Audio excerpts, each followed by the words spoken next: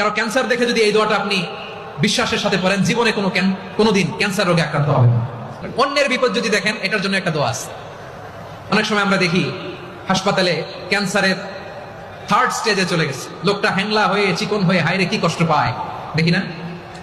বিষ্ণু বলে একটা দোয়া যদি কেউ অন্যের কোনো বিপদ দেখে পড়ে, ওই বিপদ তার জীবনে কখনো আসবে না। শুনবেন? শোনার আগ্রহ আছে?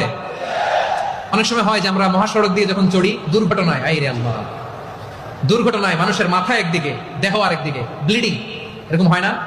আল্লাহ তুমি হেফাজত করো। বিশ্বনবী বলেন এই দুর্ঘটনা দেখে কেউ যদি এই দোয়াটা পড়ে, তার জীবনে সে কোনোদিন এরকম অ্যাক্সিডেন্টের সম্মুখীন হবে না। শুনবেন? বিশ্বনবী বলেন অন্যের বিপদ দেখে কেউ যদি পড়ে, আলহামদুলিল্লাহিল্লাযী আফানি মিম্মা বাতালাকা বিহি ওয়া ফাদ্দালানি আলা কাসীরিন মিম্মান খালাকা তাফদীলা, মানে প্রশংসা সেই আল্লাহর যে আল্লাহ তাআলা তোমাকে যেই জিনিস দিয়ে পরীক্ষা করেছে, আমাকে ওইটা থেকে বাঁচিয়ে